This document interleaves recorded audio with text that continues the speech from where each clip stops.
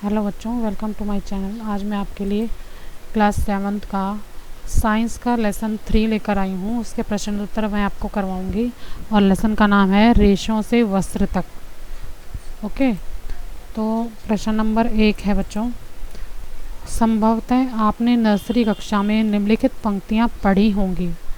क है baa baa black sheep have you any wool. ख है Mary had a little lamb whose fleece was white as snow। Okay, ऊपर लिखी पंक्तियों के आधार पर यह बताइए कि पहला नंबर है प्रश्न, ब्लैक शीप यानी कि काली भेड़ के किन भागों में ऊन होती है। तो इसका उत्तर है बच्चों, ब्लैक शीप यानी काली भेड़ के बालों में ऊन होती है। प्रश्न नंबर 2 है, मैम ने या लैम्प के सफ़ेद रोमों का क्या तात्पर्य है। तो उत्तर है, मेमने के सफ़ेद रोमों का तात्पर्य है उसके शरीर के सफ़ेद बाल।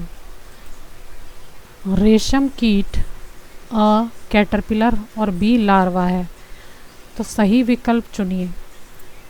तो इसमें ऑप्शन दिए बच्चों 4, केवल अ, खा है केवल ब, ग है आ और ब, और घा है ना ही अ और ना ही ब। तो इसका आंसर है बच्चों ग वाला ऑप्शन, आ और बा, यानी कि रेशम कीट, कैटरपिलर और लार्वा दोनों हैं। ठीक है, अगला प्रश्न है प्रश्न नंबर 3, निम्नलिखित में से किससे ऊन प्राप्त नहीं होती। ऑप्शन है याक, ख है ऊँट, ग है बकरी, घ है घने बालों वाला कुत्ता। घने बालों वाले कुत्ते से ऊन प्राप्त नहीं होती। ठीक है, तो ये वाला जो आंसर है वो सही है, घा वाला आंसर सही है। ठीक है, प्रश्न नंबर 4 है, निम्नलिखित शब्दों का क्या अर्थ है। पहला पालन, दूसरा ऊन कटाई, तीसरा रेशम कीट पालन। तो पहला है, विभिन्न पालतू पशुओं जैसे भेड़, बकरी, ऊंट या गाय, भैंस आदि को ऊन, दूध आदि के लिए पालना पालन कहलाता है। ठीक है बच्चों, पहला वाला ये पालन की परिभाषा है। दूसरा है ऊन कटाई। ऊन कटाई का क्या है, मशीनों द्वारा ऊन प्रदान करने वाले पशुओं के बाल काटने की प्रक्रिया को ऊन कटाई कहते हैं। और तीसरा है बच्चों रेशम कीट पालना। तो इसका क्या अर्थ है, रेशम प्राप्त करने के लिए रेशम के कीड़ों को पालना रेशम कीट पालना या पालन कहलाता है। प्रश्न नंबर 5 है, ऊन के संसाधन के विभिन्न चरणों के क्रम में कुछ चरण नीचे दिए गए हैं, शेष चरणों को उनके सही क्रम में लिखिए। तो बच्चों ये खालिस्तान है, जो कि लाइन के ऊपर भरे हुए शब्द हैं, वो खाली जगह थी जिसे मैंने भर दिया है। जैसे लिखा है ऊन कटाई और खालिस्तान में भरना है अभिमार्जन, छटाई, उसके बाद खालिस्तान में भरना है बर की छटाई, उसके बाद खालिस्तान में रंगाई और फिर खालिस्तान में रीलिंग। अगला प्रश्न है प्रश्न नंबर 6, रेशम कीट के जीवन चक्र की उन 2 अवस्थाओं के चित्र बनाइए जो प्रत्यक्ष रूप से रेशम के उत्पादन से संबंधित हैं।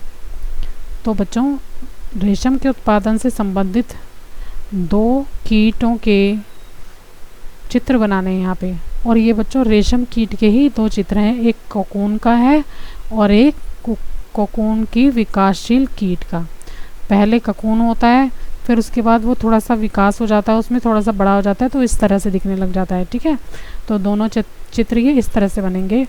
प्रश्न नंबर 7 है, निम्नलिखित में से कौन से 2 शब्द रेशम उत्पादन से संबंधित हैं। ऑप्शन दिए हैं रेशम कीट पालन, दूसरा है कृषि पुष्प, दूसरा है पुष्प कृषि, तीसरा शहतूत कृषि, चौथा मधुमक्खी पालन और 5वां है वनवर्धन। ठीक है, तो इसका उत्तर होगा बच्चों रेशम कीट पालन तथा शहतूत कृषि। ओके, प्रश्न नंबर 8 है बच्चों, इसमें मिलान करना है। लिखा है कॉलम ए में दिए गए शब्दों को कॉलम बी में दिए गए शब्दों से मिलाइए। ठीक है, तो इसका आंसर है बच्चों, पहले कॉलम ए लिखा है फिर कॉलम बी लिखा है, तो इसको किस तरह से मिलाएंगे मैंने आपको करके बताया है। ये देखिए, अभिमार्जन का मिलान किससे होगा, काटी गई ऊन की सफाई से। शहतूत की पत्तियाँ रेशम कीट का भोजन। याक बच्चों क्या है? ऊन देने वाला जंतु, ठीक है। और घ कोकून क्या है? वो रेशम के फाइबर उत्पन्न करता है, ठीक है। तो सही से मिलान करना, मैंने आपको पढ़ के भी बता दिया है। और लास्ट प्रश्न है बच्चों, प्रश्न नंबर 9। इस पाठ पर आधारित एक वर्ग पहेली दी गई है। रिक्त स्थानों को उन अक्षरों से भरने के लिए संकेतों का उपयोग कीजिए जो अक्षर को पूरा करते हैं। अब बच्चों ये सीधे जो पहेली बनती है वो है कार्तिक ऊन को अच्छी तरह से धोने का प्रक्रम, ठीक है। तो ये है नंबर 2 पर अभिमार्जन कहलाता है। फिर है तीसरे नंबर पर है एक प्रकार का जातव रेशा। तो तीसरे नंबर पर लिखा है बच्चों रेशम, ठीक है। जो शब्द सीधे सीधे लिखे हैं अभी मैं वही बता रही हूँ। अब छठे नंबर पर है लंबी धागे जैसी संरचना जिसे बुनकर वस्त्र बनाते हैं।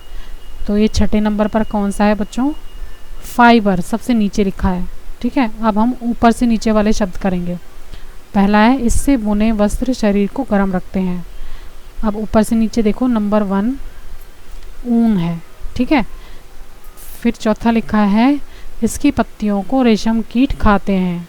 किसकी पत्तियों को खाते हैं बच्चों? शहतूत की पत्ती को। पहले प्रश्न में भी आया है ये, ठीक है। तो चौथे नंबर पे देखो ऊपर से नीचे वाले बॉक्स में लिखा है शहतूत। पांचवा है रेशम कीट के अंडे से निकलते हैं। क्या निकलते हैं बच्चों? पांचवें नंबर पर देखो कैटरपिलर निकलता है, ठीक है। तो इसका आंसर ये हो जाएगा। तो यहाँ आपका लेसन बच्चों ख़त्म होता है। अगर आपको मेरा वीडियो अच्छा लगे तो प्लीज़ मेरे चैनल को लाइक करना, सब्सक्राइब करना। Thank you very much.